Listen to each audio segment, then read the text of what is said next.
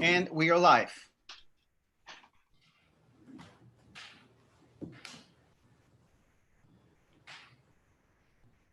We're live, Walter. Go ahead. All yours.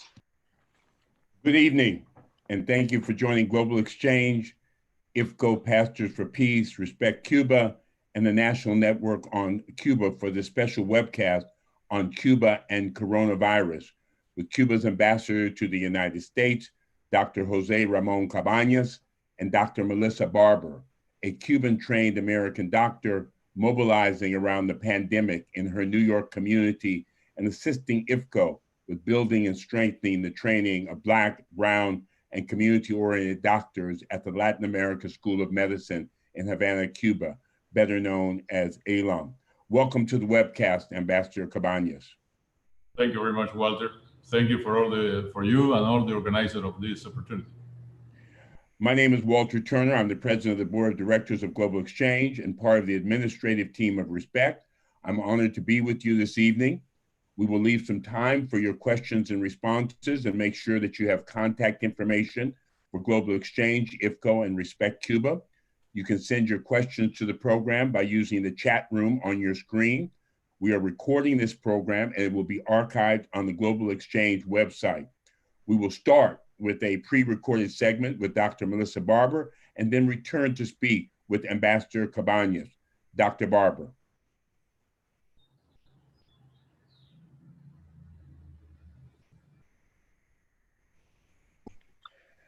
Thank you for joining Global Exchange, IFCO Pastors for Peace, and Respect Cuba for this special webcast on Cuba and the coronavirus. My name is Walter Turner. I'll be your host for the webcast. I'm the president of the board of directors of Global Exchange on the board of directors of Respect Cuba. During the next hour, we will be speaking with Cuba's ambassador to the United States, José Ramón Cabañas Rodríguez, and Dr. Melissa Barber. Dr. Barber is a Cuban-trained American doctor who has been mobilizing around the impact of the pandemic in her New York community and working with IFCO Pastors for Peace to encourage more students to attend the Latin American School of Medicine and return to their home community. We'll hear first from Dr. Barber and then have an opportunity to speak with Ambassador Cabañas.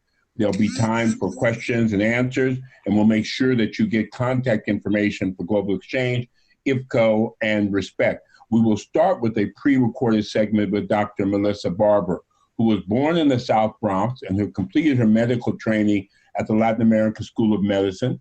She was a member of the ALAM contingent, which we call the Henry Reeves Brigade, which went on a medical mission to Haiti after 2010. She's currently working with the Interreligious Foundation for Community Organization as a program coordinator for the ALAM Medical Scholarship Program. She oversees recruitment and application. Dr. Barber, thanks for joining Global Exchange, IFCO, and Respect for this special webcast on Cuba and the coronavirus. Thank you for having me this evening. Good. When did you attend the Latin American School of Medicine in Cuba, and why did you decide to attend the Latin American School of Medicine? Now, you really want me to tell my age tonight?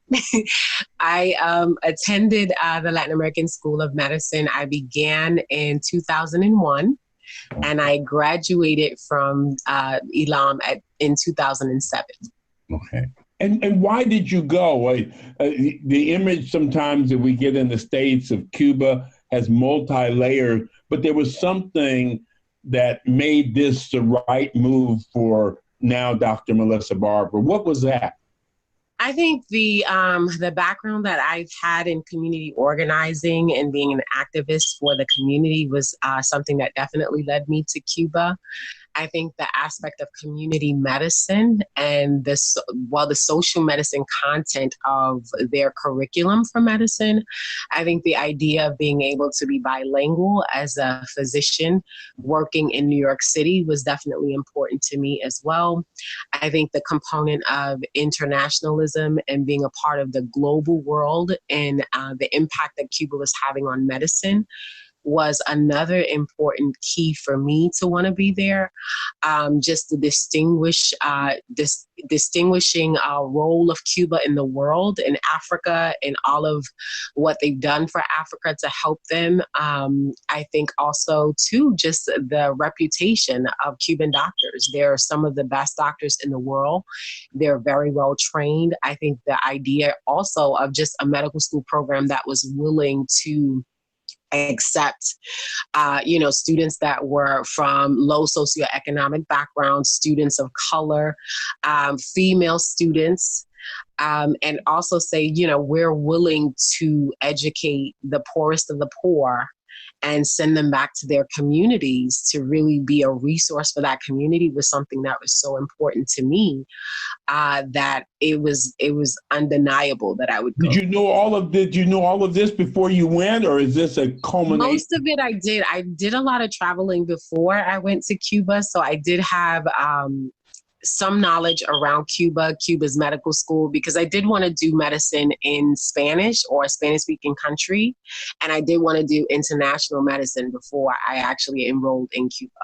Okay. We see over the last few weeks, and I think the American public and the global world has been their eyes have been wide open, that you see Cubans going to Italy at the height of the crisis, throughout the Caribbean, to Native Americans around the world. What is this about what's so distinctive about Cuba that has led the country to be a small country and not necessarily a rich country, to be in the leadership on issues of medicine and health, Dr. Barber? I think, as I say all the time when I do interviews, I think one of the key things about Cuba and its revolution has definitely ingrained into its citizens the idea of internationalism. I think that whole idea of being one's brother and sister's keeper, that whenever there's a disaster, whenever there's a situation where Cuba can step in and help its, brother or sister nation, that it would do that. And I think that the goal of just the revolution and the idea of healthcare or health being a right to every citizen, education being a right to every citizen, I think those are idea pillars that they have always upheld. And so when you see, natural disasters taking place all over the world, when you see, that many countries have, citizens that are illiterate, Cuba literally steps in and says, we can do for you what we've done in the 60 years of our revolution, and we're willing to help. And so I think that just also too, the basic idea of creativity, the fact that they've been cut off from the world for so long, has allowed them to be so creative and inventive in how they would move forward as a nation to survive. Mm-hmm. And so they've come up with all these radical, creative, witty inventions to sustain itself over the years. And I think that has been the mother of their invention. It's like they've had to internally depend on themselves to create for themselves, and to see that the goal of their revolution be something at the forefront of what they would do. And so they've been able to not only sustain themselves, but to also help neighboring countries throughout the world, whether it's been other poor countries throughout the Caribbean, Latin America, or Africa, and, even first world countries, as we see in this corona pandemic. Mm-hmm. Now, Cuba, many years ago, President Fidel Castro, through a visit to the Congressional Black Caucus, put this offer out there that they would train students, Black, low-income, Latino students, etc. How many of these groupings of students have gone through ELAM? And what was it like to be in a medical training environment with people from 124 plus countries, Africa, Asia, etc.? What was it for Dr. Barber? So we've been actually, IFCO Passage for Peace has been facilitating this medical school scholarship program for the last 19 years. Whoa. So we've been at it for a very long time, and we've kind of perfected that process and have been very, very lucky to encounter some of the most amazing young people to grab hold of this scholarship program. We have, at this point, we have 185 graduates in the that have graduated from our program. We currently have 69 students that are enrolled in our program, and we're looking for more. So for those of you out there who are hearing this program and are interested in medical school in Cuba, don't give up on it. Give us a call, and we'll definitely plug you in and see how we can make it happen for you. Mm-hmm. I think to your other question, in terms of what was it like, I think it was one of the most amazing experiences that anybody could ever want. A little about my background, coming from a boarding high school that was an international boarding high school. We were represented by about 23 or 24 countries at the time when I was in high school. And having that global cultural experience was definitely something that let me know that for the rest of my life and for the rest of my future, I definitely wanted to have a worldview on many aspects in my life. And then also too, just my level of training. I wanted to be in an international setting. I wanted to be around other cultures of the world. So Elam was definitely just something that spoke to me, because I said, wait a minute, we have how many countries represented here? Okay. The fact that cultural exchange is an embedded part of our curriculum. So we have what we call cultural nights, where we have a week where we're learning about every single culture that comes to our school, whether it's their traditions in art, dance, food, history. So, you don't escape just getting a cultural view of what the world actually sees and what they live and what they experience on an everyday. You're one of our heroes, or sheroes, and I should say, because I was reading the article that when 2010 earthquake hit Haiti, that you volunteered to go. And I was saying, I know she spoke Spanish, but I didn't know she spoke Creole too. I don't. My friend, I keep trying to tell my friend Daoud that he has to teach me Creole, and he doesn't want to. So I learned enough to get by to be with my patients in Haiti, but okay. I still need to learn Creole. You work with the South Bronx Unite, and I wanted to phrase these last couple of questions in a way to get us back home, meaning what skills did you bring back that you feel are really important addition to those communities of people you work with, those people who are most affected by the pandemic, as you talked about in the South Bronx, issues of asthma and diabetes and environmental pollution. What's made your return special coming from Cuba? I think, oh my God, this is so many ways to address that question, because I think when you talk about just the level of skill set, right? Cuba is one of those amazing countries that will teach you medicine the way medicine is supposed to be taught, right? We still have the knowledge of how to do a proper history, how to talk to a patient, how to do a physical exam and actually sit through an exam and see what's wrong with that patient. And before you even take a lab, or before you even, think about, running off all these tests, you pretty much have a diagnosis of what's happening with that patient way before you even get to the lab state. And so your labs are your labs are the confirmation of what diagnosis you've come up with already. And I can't stress how important that is, because most times even as a patient myself, or being a mom to a daughter who has autism and epilepsy, to have sat in many, clinicians' offices and have them not even want to look at me, or not even talk to me, or, have sent for a lab, and from that lab want to write out a prescription without even explaining anything to me. Gotcha. It was like, are you kidding me? This is not how medicine is supposed to go. So I think that just being at that place where you can learn medicine properly and how it's supposed to be done is a skill set that's so invaluable, and something that I learned first and foremost from Cuba. I think secondly, when I think about just all the other skills that, I picked up, whether it was having a voice and being able to advocate for, a people, a community, my community. That was something that was very important for me, because I think that even when I got home and, like I said, again, sitting in, clinicians' offices for my daughter in her treatment, where many physicians had a God complex and thought that I shouldn't question what they were doing, or I shouldn't have a response for what was going on, or saying, well, I think you should order these labs because this is what's happening. And, having them look at me like, how dare you tell me or suggest to me? And so just being at the point where I was so adamant and being a fierce advocate for my daughter in that way, I think I learned from Cuba as well. In this last piece here, Dr. Barber, the relationship between Cuba and the United States, particularly from the perspective of the United States, recognizing Cuba's right to self-determination, its sovereignty. This is something that has been a challenge since the days of the revolution, the Cuban Revolution.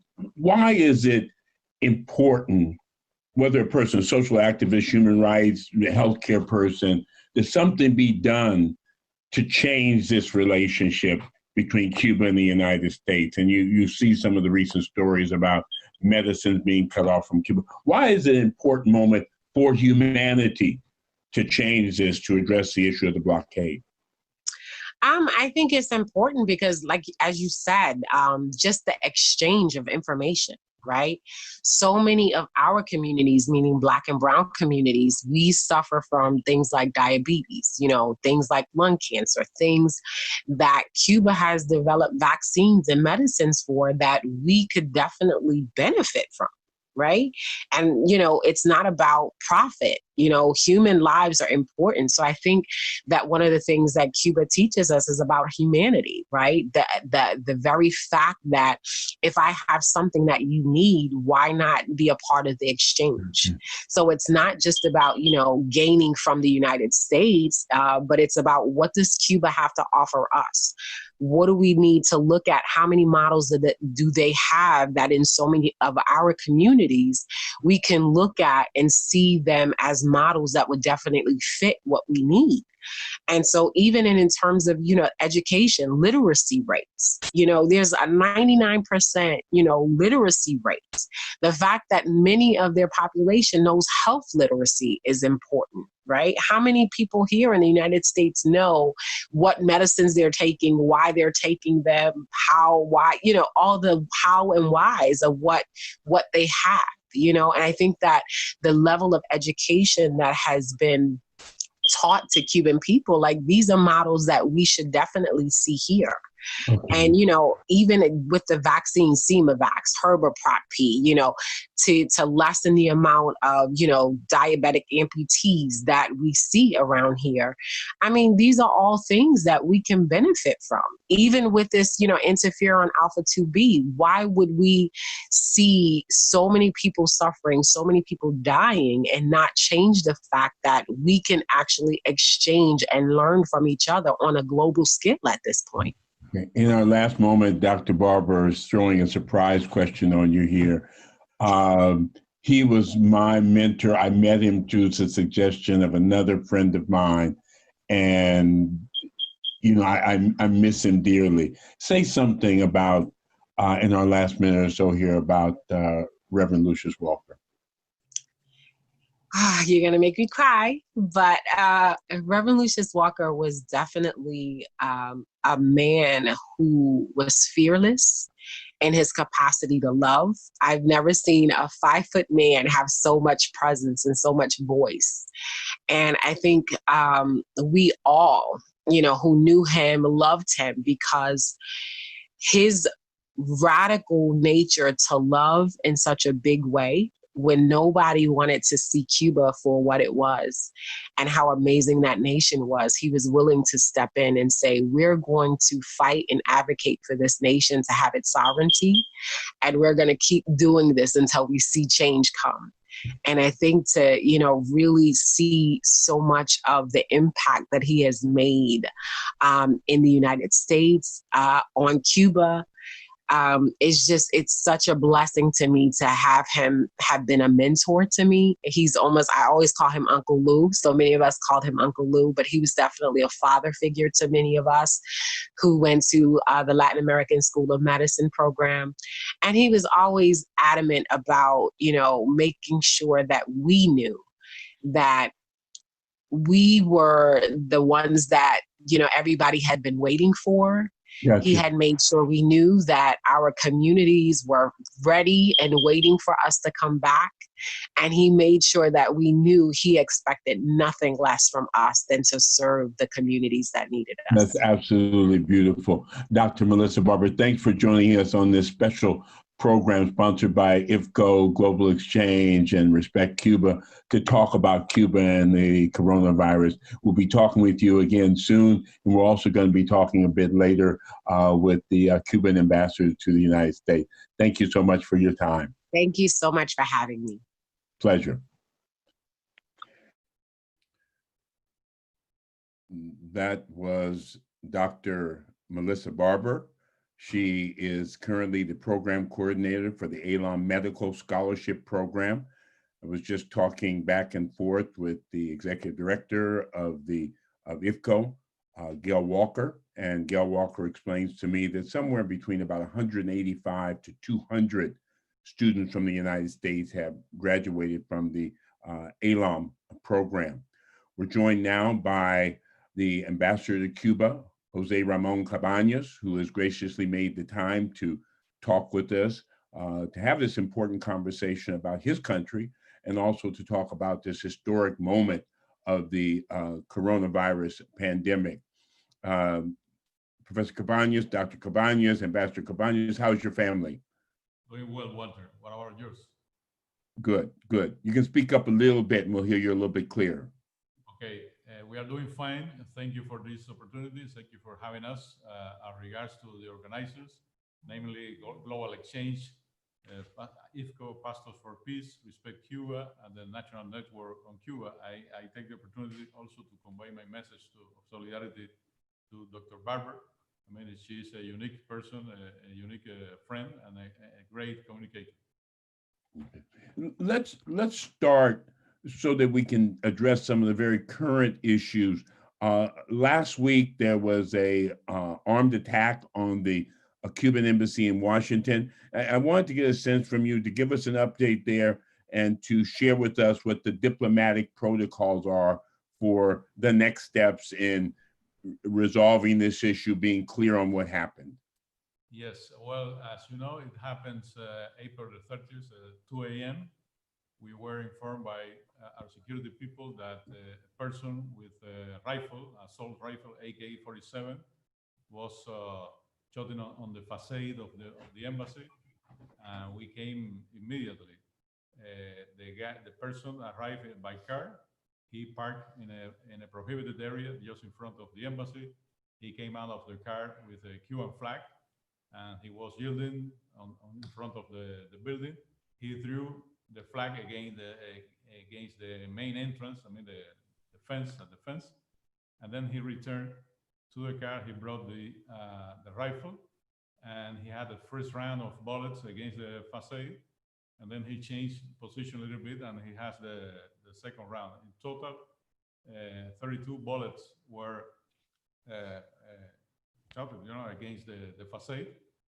And then he went back to the car again. He brought an American flag, and he started again yielding in the middle of 16th Street, around 4 or 5 minutes in total. And then the police came and surrendered him without any resistance. Immediately, as you asked, we put in place the protocols, not only for our own people inside the building and our community as part of the embassy, but we also report to the local police, I mean, Metropolitan Police, Secret Service. We report to our people back in Havana. And so the next diplomatic step, you've gone through the diplomatic step. What's the next step, Ambassador Cabañas? The same day, we sent a first diplomatic note to the State Department with the details. We provided to the local police, the Secret Service, space to do their own research. I mean, they came in to our garden, surrounding of the embassy. They came to the lobby. I mean, they were collecting evidence. The next day, we had a second note to the State Department informing about what happened, but also requested immediate response on that. And also to know the details, the details they collected, the federal agencies were collected, and also assurances that these things will not happen again.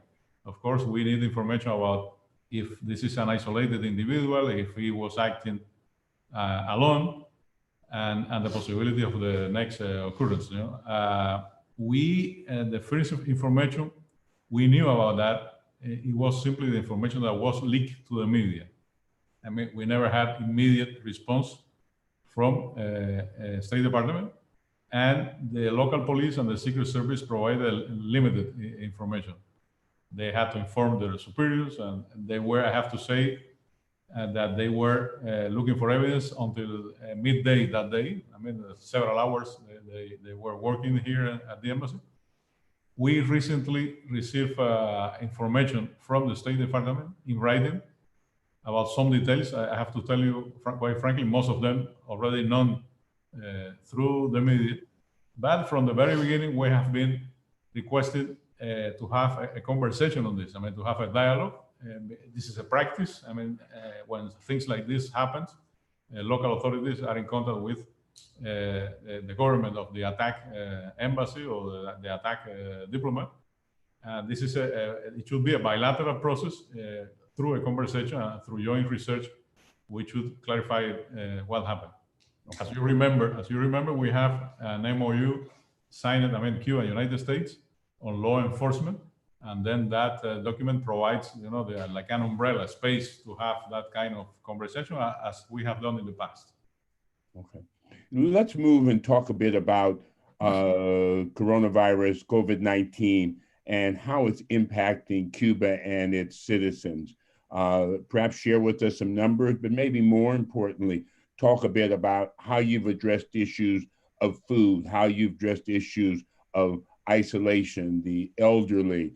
And at the same, can you talk a bit about tourism was such a big part and has been such a big part of Cuba. What has been the impact on the sector of tourism? Both of those pieces. How are you addressing this, the day-to-day Cubans, the Cuban population of 12 million? Share something with us, Ambassador. Yes, well, if you allow me, Walter, let me give you some data, I mean, for you to, and your audience to understand our numbers. I mean, the way COVID is impacting Cuba. As we speak, I mean, this is the last report we got from our authorities. We have had so far 1729 cases, I mean, total. Most of them are recovered now. 1031 have, 1,031 have been recovered so far, more than half. For the last week, we have been reported more people recovered than active cases. Now, we have had also 73 deaths so far, which is very, very regrettable, but still a very low number compared to other countries in the area. If you allow me, probably later we can compare those numbers with what is going on in the United States and probably Florida, which is the closest state to us. It's useful also to understand the way we are facing this in terms of the system. I mean, how the system is working. Today, we confirmed 26 new cases, but most of them, 61%, were asymptomatic. What that means? That means that the system is able to trace where the new cases would be considering the previous contacts. I mean, because every time we confirm a new case, we ask the person where you have been before. Were you with the family? Were you attending any social activity? And then we are able to trace where they were and to conduct tests on people who are potential positive cases. In many, many countries, the numbers are limited to how many people are coming to the hospitals. I mean, but the local authorities are not aware about how many cases they really have on the street. And they are, in many cases, caught by surprise. And they have the possibility to act only when you have a sick person. In the way we are facing this, it's important when we go and we trace a case, although it's asymptomatic, we provide drugs that most of them develop in Cuba to help the patients, the immune system to react to the disease. Then our point is, as early as you can know that a person could be potentially sick, as early as you can help him or her with the immune system, the better chances she or he has. Okay. But again, it's only when you have one system from the hospital to the clinics, to the community, how people get involved in this, how people react, how knowledgeable they are, and they are educated in this.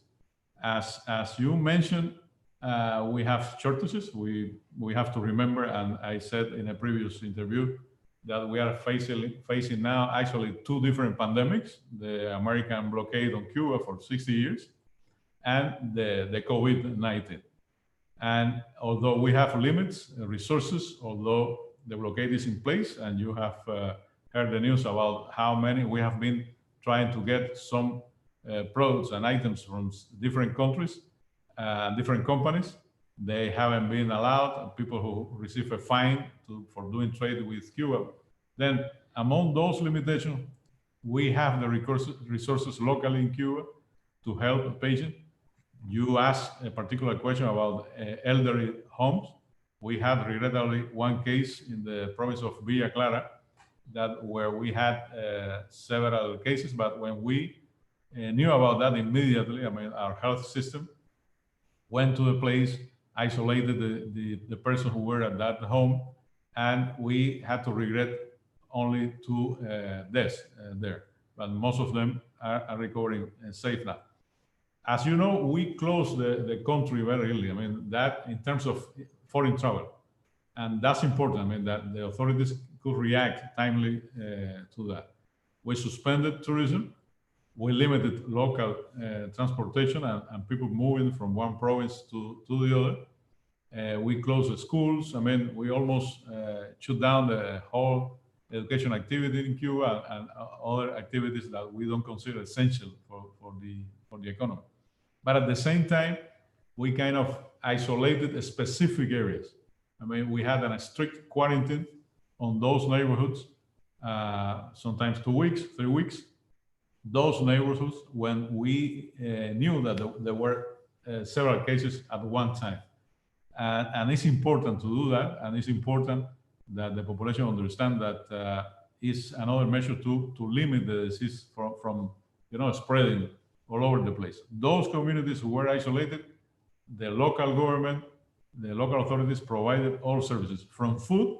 And these days we have hundreds of very old people in Cuba, and our population is getting older and older. We have a lot of elderly people that they don't have a family, they live alone, and the community by itself is bringing them food and other services they need, just to prevent them from going outside and going to stores or other places. Then we as a society, as a country, we are pulling together, no matter how many limits we have. And you asked also about tourism. Well, we are calculating the impact, of course, that will have a severe impact on our income, on our resources, our budget this year. But we will share not only what we have, but also the impact, as we have done in previous cases. Our 11 million Cubans will face same shortages, same limitations, but we understand that we are in a capacity to alleviate the consequences precisely because of this, because the Cuban government have the resources. It's not about people with high income and people with a low income. We will pull all together. Okay. You, Ambassador Cabañas, we were listening with Ambassador José Ramón Cabañas, who is the Cuban ambassador to the United States. You're listening to a webcast being sponsored by Global Exchange, IFCO Pastors for Peace, Respect Cuba, with the support also of the National Network on Cuba. And you can put your questions in the chat room. I think one of the reasons, Ambassador Cabañas, that there's been increasing interest in Cuba and having this dialogue has been that since the British cruise ship of early March, we've seen, you can't avoid the news that there are Cuban doctors and medical people not only going to countries, but going to countries also to train people. Angola, Togo, the Caribbean, etc. Going back to the Pakistans and the Ebolas, etc. Explain to us in a short phrase here, how is it possible for a country of 12 million people that you talked about in terms of the issues that you face, external and internal, to be able to provide this level or these levels of medical outreach on the other side of the world? Well, a short response to that is probably we are small by size and GNP, but we are big by heart. You know?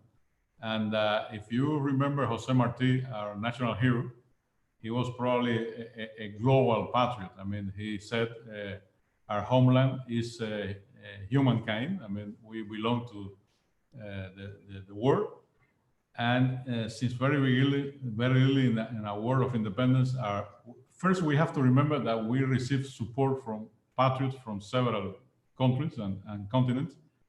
And our people fighting for independence, they felt that they have to respond and they have to, in some way, to give back what the benefits they receive. Is our history with Africa, for instance. Now, in terms of numbers, and Dr. Barber mentioned some of those elements to respond to your question. But in terms of some numbers, let's remember that as we speak, we have 25 brigades in 23 different countries. But this is on top of the people we had already in 59 countries around the world. In places like Haiti, you mentioned the earthquake. And I remember when our experts arrived in Haiti to help the country to get back on track, many foreign experts were asking our doctors, when did you arrive? And they said, no, we were here from well before. And when most people left Haiti, our people remain. And currently, we have roughly 500 experts in Haiti, not only fighting COVID, but fighting other diseases as well. This is a long history. The first medical cooperation project we had back in 1963 in Algeria, in Africa. And since then, it has grown fast, I would say. You asked Dr. Barber on ILAM.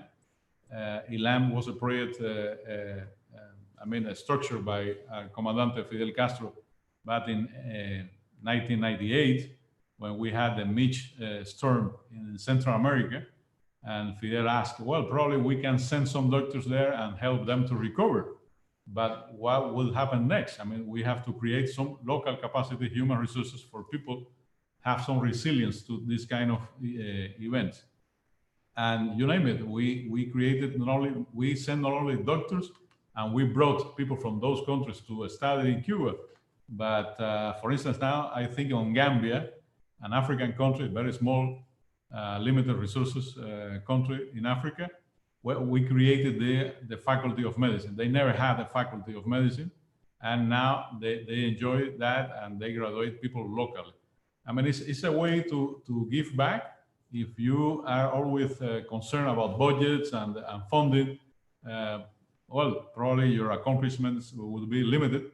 But if you have and you really believe that supporting each other and having solidarity is a way to move forward, I have no doubts you can accomplish many, many things. Mm-hmm.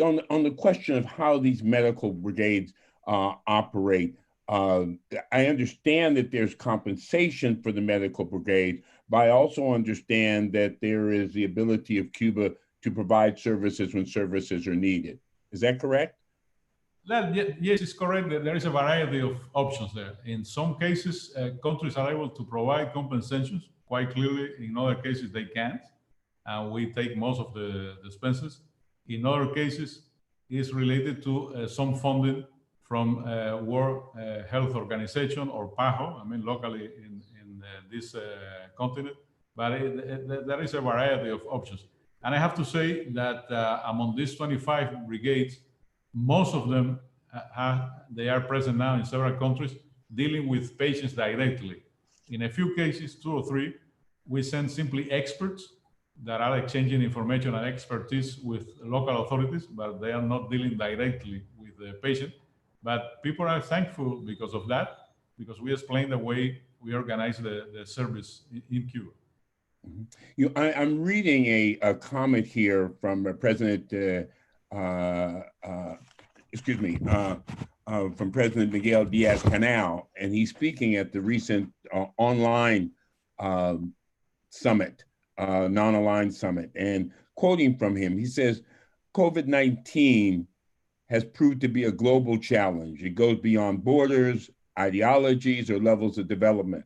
Therefore, the answer to it must be global and joint, and it should put political differences aside. Your thoughts on that notion, Ambassador Cabañas? Well, definitely, Walter. Anyone who has been dealing with sciences, I mean, anyone attending college or any level in education, you know that sciences is a collective thing, and health is a collective. And when I say collective, it's all over the world. All countries, no matter how developed you are, how a large budget you have, you need cooperation from others, and you need to exchange information with others. This pandemic has shown the world that we cannot be isolated to face major challenges like this. Disasters, natural disasters, climate change, diseases. Our president mentioned, I mean, you quoted really well from him. He said also that if we would have been able to globalize solidarity and not only the market, we will be in a different position now. Hopefully, this pandemic will tell everyone that we need to cooperate.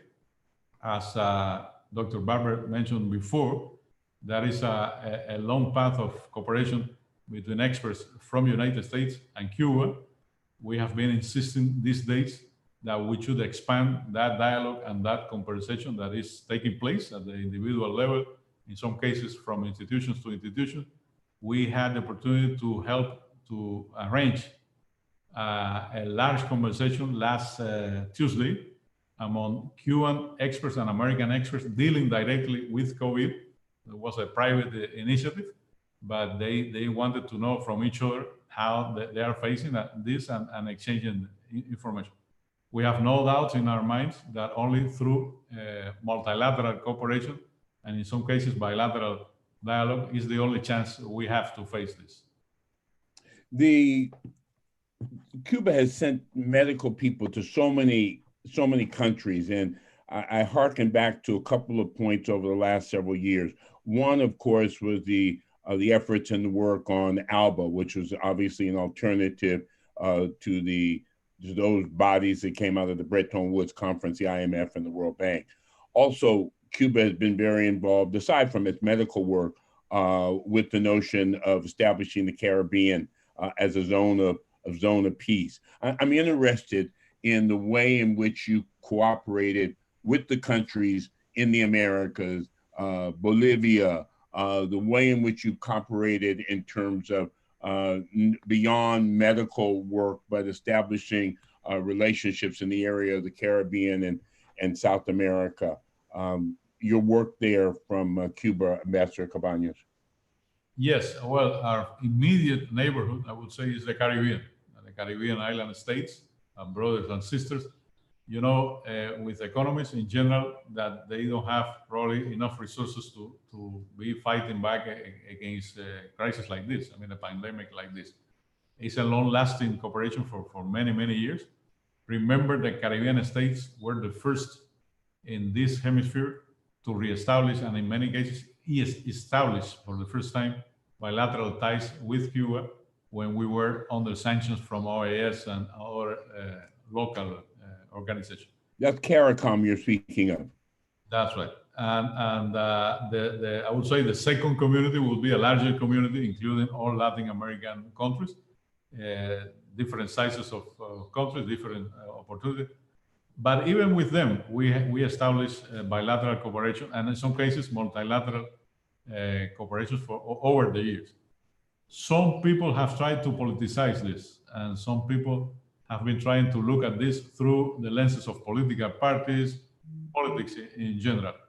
I can tell you over the years, we had our presence of cooperators, experts in those countries, no matter who was the president, no matter what party was leading the country.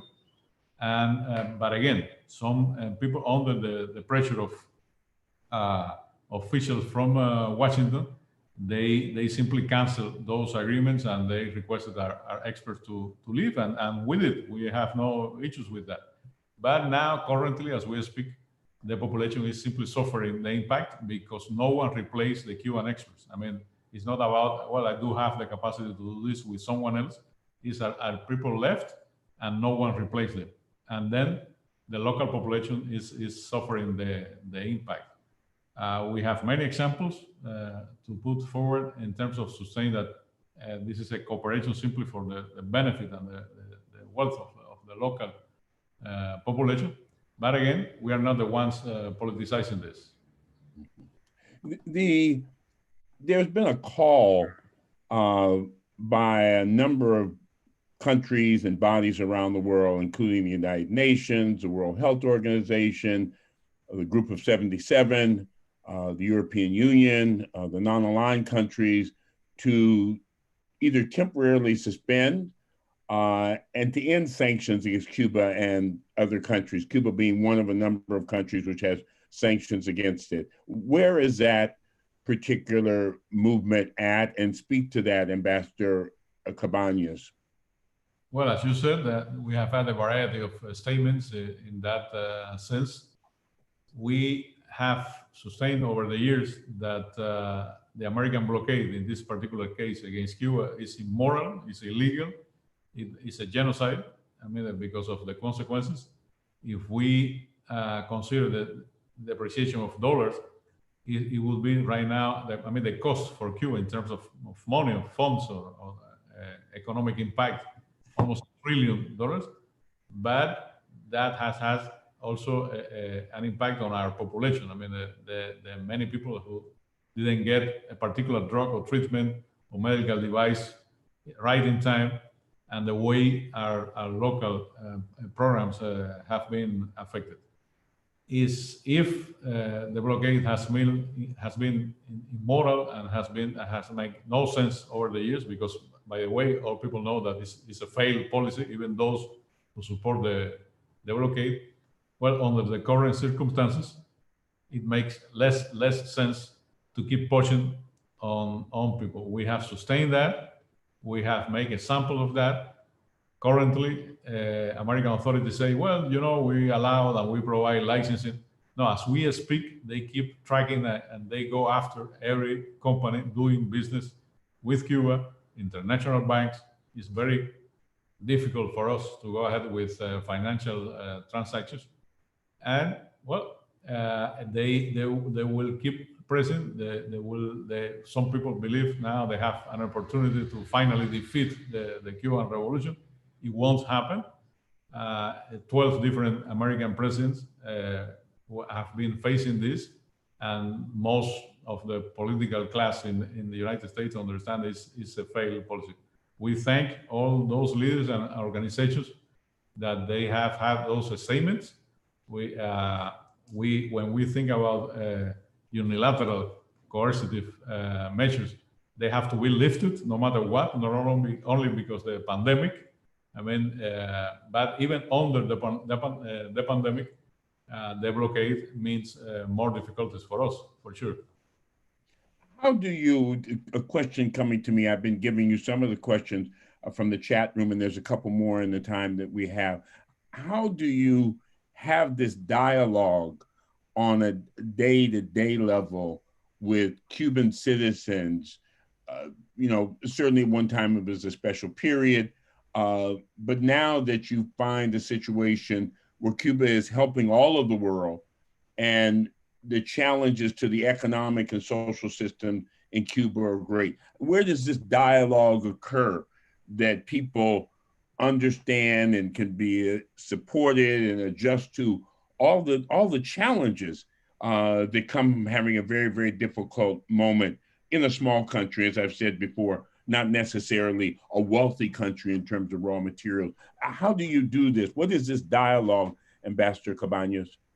Well, this is an ongoing dialogue, Walter, has been for 60 years, and it's an ongoing dialogue on the street. I mean, in the case of Cuba, don't think about, and as you know very well, but I mean your audience, don't think about a government located in one particular facility, just having meetings and receptions, and the people, you know, isolated completely from the population. From our national level, and you have seen reports, our president simply walking on the street and visiting communities, our ministers doing the same, responding to the local population, not through emails or through, video conferences, but on a natural dialogue and a daily dialogue on the streets. Same thing for governors, same thing for leaders, local leaders. Then our people is not only that they understand, but our population understands, but also that supports. And those physicians now being part of the brigades in 25 countries, they come from different provinces and different neighborhoods. And it's amazing how those neighborhoods and provinces and communities, they say farewell to those who leave. And when they receive them back, how proud they are, because a local physician, a local expert provided that support, that help internationally. Remember that the Cuban population, I mean, we are a very educated country in terms of higher education. I mean, percentage of undergrads and postgrads among our 11 million people. We know very well about history. We know very well about what is going on worldwide, usually, but specifically under the pandemic. And our population understands very well our role in the world and has been part of that, of course. We have so many. I think when I wrote you and we were sharing questions back and forth, you wrote to me this morning, you said, well, those are good questions, Walter, but that's 2 or 3 hours of questions. I know we don't have you for 2 or 3 hours, but we want to take a few more questions here before we go forward. I did see a notice from U.S. congressional representatives who were asking that interferon alpha 2b be able to be used in the United States. I know that Native nations, indigenous populations in Canada have made the same request. The thoughts on this, is this too far away to think about? Your thoughts on this, Ambassador Cabañas, this thought that if it is a pandemic, then the borders in terms of just humanity should change in terms of the United States and the use of interferon alpha 2b. Yeah, as part of among the 23 MOUs we signed it with the previous administration, there was one specifically on health. And I can tell you, there has been several comprehensive dialogue, official dialogues in the past among our experts. I said before that these days our experts are talking. I mean, the two scientific communities, the United States and Cuba, they have been in permanent contact for the last 150 years. They know each other very well. They know about the research, what they are doing, how they can complement each other. And your scientific community in United States is pretty well aware about the kind of drugs we are developing in Cuba, our accomplishments, results, et cetera, et cetera, et cetera. And the population as well. Now interferon alpha 2b has been mentioned several times. I said before, we are using 22 different drugs we have developed in Cuba. The national media has been informing all these days about drugs that we created with a specific approach or goal. Now we realize that they are useful also under this pandemic, because there is no, as you know, there is no final treatment. But we have several drugs. If you try to enhance the immune system of the patient, you can use a combination of different drugs. Then the experts in the United States, the federal agencies, they know what we are producing in Cuba. You have our own regulations. I mean, FDA has to approve any drug that would be used in the United States. Now, to respond specifically to your question, remember that in 2017 was approved the first joint venture in biotechnology, and it's the only one we have, considering all other sectors, between an American institution, which is Roswell Park Cancer Center in New York, and a Cuban center, molecular immunology center, to do joint research on Symavax, which is a vaccine against lung cancer. And they are working. They have been working for 3 years now. Simply as an example of how a very well-known institution in the United States gets in contact with a counterpart in Cuba, they make a proposal, and federal authorities respond to that. We can talk about cancer, we can talk about heart diseases, brain diseases. You mentioned diabetes. For many years, we have been using in Cuba and abroad a vaccine called Haverprot-P. In Cuba, we have been able to to stop 73% of the amputations because of the use of that drug. Imagine in the United States, you have roughly 50 to 60,000 amputations a year linked to diabetes. Think about stopping all that nightmare for the patient and for the families and for the family budget as a consequence of the amputations. Well, you can cut that by 73%. Like that, if we talk about animal health or phytosanitary controls, many things we could do jointly in all those sectors. I wanted to ask a question from my area specifically, and as I look through Cuba going back to the days of Che Guevara, has had a long presence on the African continent, obviously with the Amilcar Cabral and the Tricentennial Conference, and a number of other issues. Cuba recently, I know, has sent medical assistance to countries such as Togo and Angola, and also a large contingent recently arrived in the country of South Africa. This long-standing relationship with Africa, not only bringing students to Elam. Talk a bit about why that's been important to Cuba in terms of its internationalism, specifically the African continent.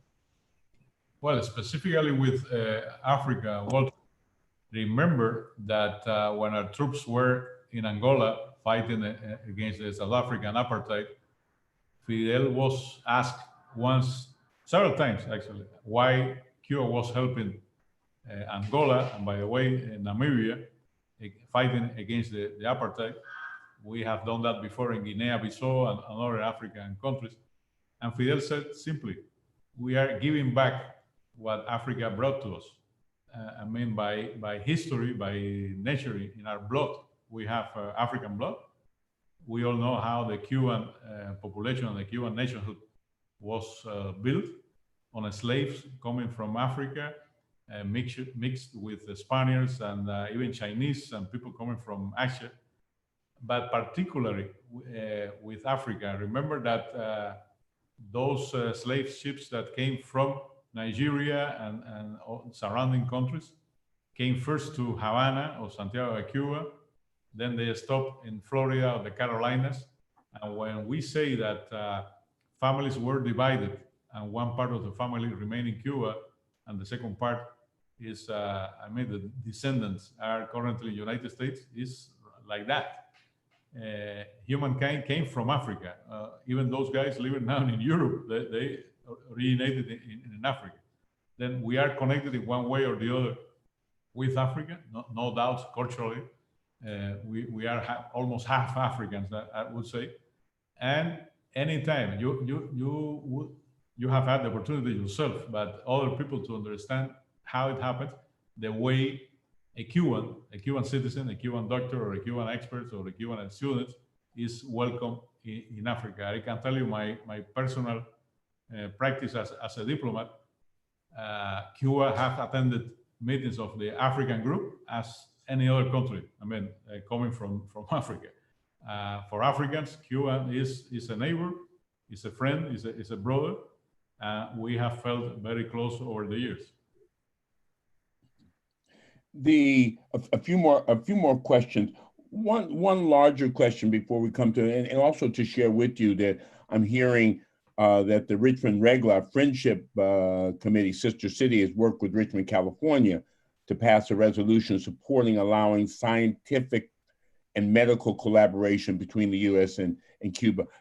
This notion of groups such as the NNOC and Global Exchange and Center for Cuban Studies and Pastors for Peace and Respect and so many different organizations, Proximity, who support Cuba. How does this work for you? What does this mean for you to hear news that there is a community in Richmond, California, that is taking these particular steps, or the NNOC, which is very, very active, or the Cuba Sea work, which comes out of New Jersey and New York? Well, to summarize, let's say that it's very, very important, that we appreciate that a lot. There is a history, local cities, local councils, or people, simply local population asking their leaders to pass some resolutions and statements in that regard. You mentioned the case of Richmond. It was the first local authority, the council, that passed a resolution against the blockade. And as we speak, they are asking to lift the sanctions on Cuba, at least during the pandemic. Those organizations, united as part of the national network on Cuba, for many, many years, they have been saying the truth about Cuba. They have been explaining people our common history. They have been an important linkage to bring messages of solidarity from the United States to Cuba, and to explain in Cuba how the large majority of the American population simply supports a different kind of policy towards Cuba. Reverend Lucius Walker was mentioned before by Dr. Barber, IFCO, Pastor for Peace. But people who are, as you said, the whole idea about bringing American students to ELAM in Cuba came up at the dialogue between Fidel and the Black Caucus, Congressional Black Caucus. And sometimes, there are different personalities and organizations that are a fundamental part of this story, But some people could feel, well, how important it is a city like Richmond, to pass a resolution on this. People will feel, well, the main debate is at the federal Congress.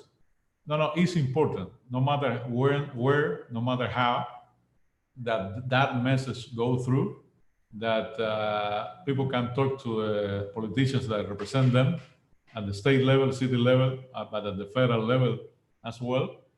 And I have to say, quite frankly, and I witnessed that process, if we ever go to the moment in which we reestablish bilateral links, diplomatic links, we haven't had the opportunity yet to normalize bilateral links, but we reopen embassies. If we go to that point, is in a very important and substantive way because of the support of the solidarity movement in the United States. If we got to the point in which the Cuban Five were liberated and are back in Cuba, it's because of the support of the solidarity movement in the United States. Makes no doubts about that. Without the support of you, Global Exchange, Respect Cuba, the National Network, all those organizations, and I have to say, it's a very long list of organizations. In many cases, people who are Hispanic descendants, native. You mentioned the original nations in the United States. They for years they have been in contact with Cuban counterparts, and they have been looking for cooperation and to expand bilateral ties.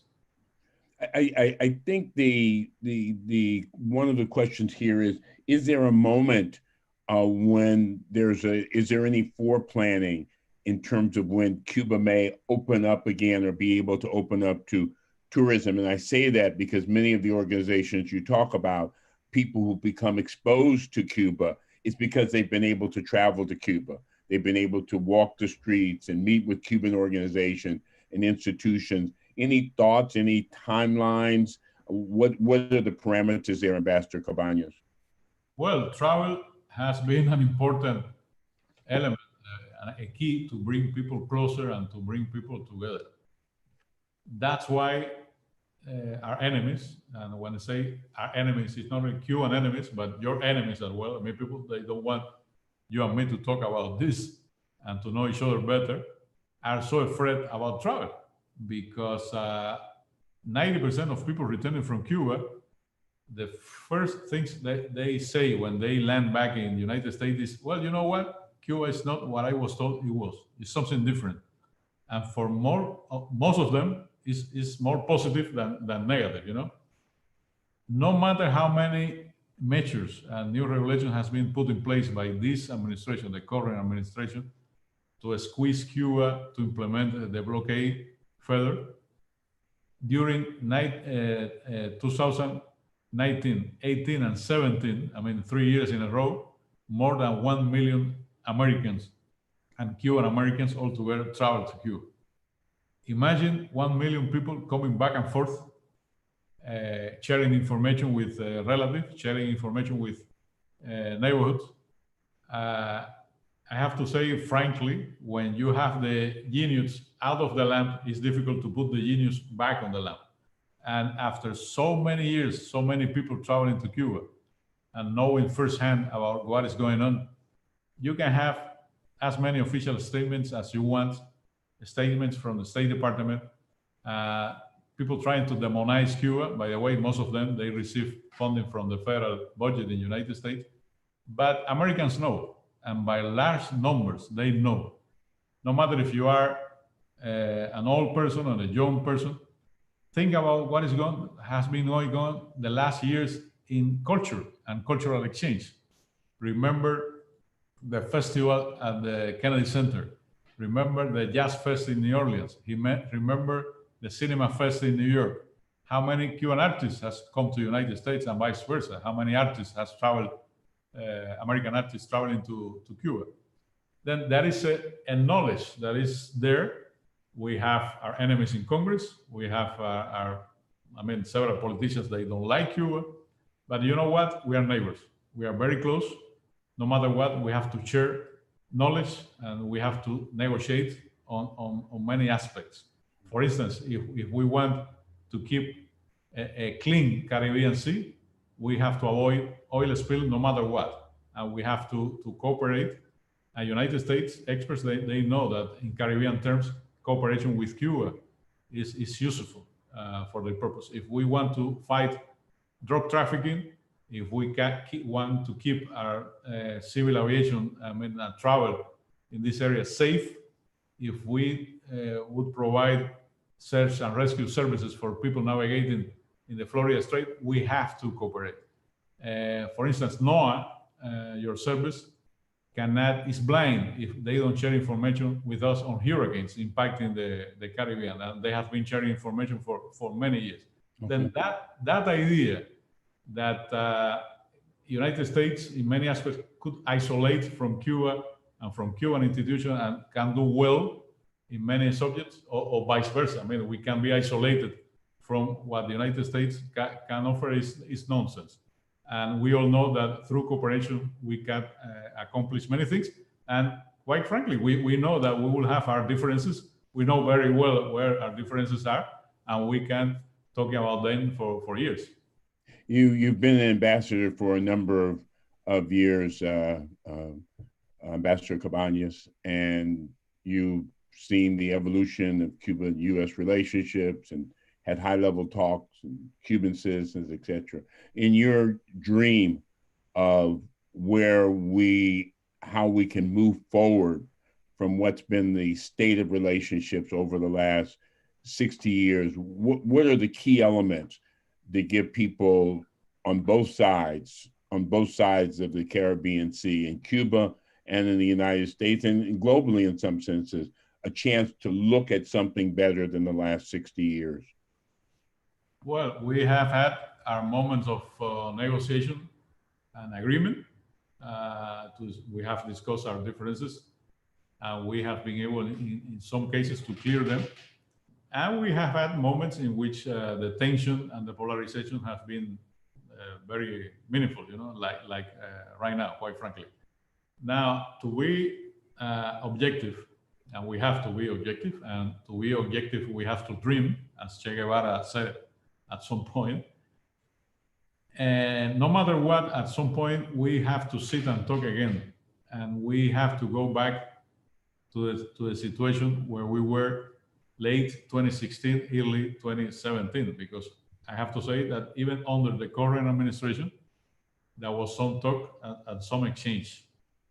And as we speak, for instance, Coast Guard, they have a cooperation and a dialogue with Cuban Tropas Guardafronteras because they have common issues in the Caribbean. We have to go back to those topics. 2015 and 2016 are important years in terms of how many agreements we were able to reach. We reached them simply because we were able to talk with mutual respect and reciprocity. Anytime we have those two preconditions, we firmly know that we are able to get some kind of agreement in those areas where we have common ground. Then it's solid. I mean, we have to get back to a point to address many issues. We have talked about how to face a pandemic like this one. No one could say this will be the last pandemic we will face, and probably we will have a second or a third part of COVID-19. We still don't know. Then if we want to live in a better hemisphere, if we want to live in a better world, all countries should sit at the table and should negotiate the differences. No doubt in my mind. Okay. We want to thank both Dr. Melissa Barber and Ambassador José Ramón Cabañas for being part of this evening's special webcast sponsored by Global Exchange, IFCO, Pastors for Peace, Respect Cuba, the National Network on Cuba. Again, a very, very special thanks to Ambassador Cabañas for taking time from obviously a very, very busy schedule to share with us and to share with us with openness and transparency about his country. This program was recorded and will be archived on the Global Exchange website. You can take a look at www.globalexchange.org. And again, for all the participants and for you, Ambassador Cabañas and Dr. Barber, thanks again. And please stay safe. And we hope to see you at a point when relations are much better than they are now. Thank you so much. Thank you, Walter, for having us. Thank you very much for this opportunity. Total pleasure.